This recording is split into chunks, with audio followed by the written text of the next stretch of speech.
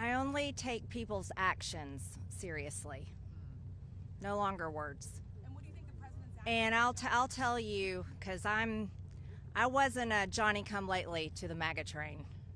I was day one 2015, and there's a big difference in those Americans and those that decided to support President Trump later on. And I'll tell you right now, this has been one of the most destructive things to MAGA, is watching the man that we supported early on, 3 elections, for people that stood hours, slept in their cars to go to rallies, have fought for truth and transparency, and to hold what we consider a corrupt government accountable. Watching this actually turn into a fight has ripped MAGA apart. And the only thing that will speak to the powerful, courageous women behind me is when action is actually taken to release these files, and the American people won't tolerate any other. That's where we are today. Thank you. And I also want to thank the courage of 2 of my colleagues in particular. Both of them have suffered, as you know, extraordinary political consequences for what they did.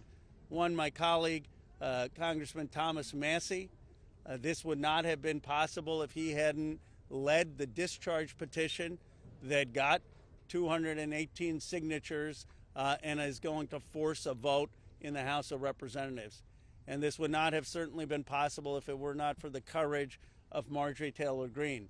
She signed the petition, and I would keep texting Thomas, is she going to drop off? Is she going to drop off? Because there was so much pressure against us, so much attacks against her.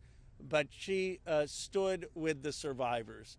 So we had long odds, but we had some brave women on the Republican side. My colleague Marjorie Taylor Greene is one of them, who's here with us today. You cannot even imagine the consequences that they have suffered.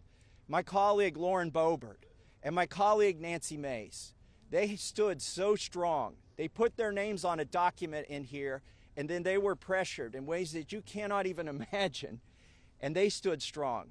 And that's why we're here today. And they didn't take us seriously over at the executive branch or in the Senate, because they always thought they could flip one of these women. They could convince them or cajole them or intimidate them into taking their names off of this petition. But they did not succeed. This is a victory for those women and women all over the country today, and I'm just glad to be a part of it. They are not victims. These women have fought the most horrific fight that no woman should have to fight, and they did it by banding together and never giving up. And that's what we did by fighting so hard against the most powerful people in the world, even the President of the United States, in order to make this vote happen today. I was called a traitor by a man that I fought for 6 years for. And I gave him my loyalty for free. I won my first election without his endorsement, beating 8 men in a primary. And I've never owed him anything, but I fought for him for the policies and for America first. And he called me a traitor for standing with these women and refusing to take my name off the discharge petition. Let me tell you what a traitor is. A traitor is an American that serves foreign countries and themselves. A patriot is an American that serves the United States of America and Americans like the women standing behind me.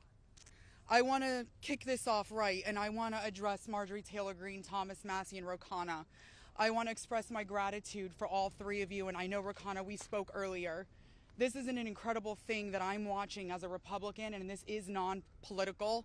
But for you to go against your own party and to be ostracized, there's no place for political violence. There's no place for intimidation. And I can say firsthand, stepping out against Epstein and his crimes against children, we have all experienced that ourselves. So for you to knowingly put yourselves at risk and put your career at risk is unbelievable to watch, and we are so grateful.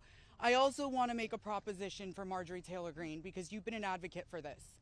If you decide to read those names on the House floor for immunity, I will be more than happy. No security needed. I will stand beside you. I will hold your hand. I will hold your coat in solidarity with you.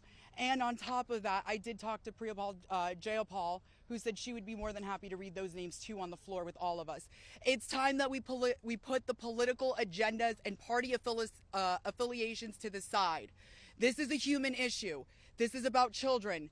There is no place in society for exploitation, sexual crimes, or exploitation of women in society. There's no room for it, guys.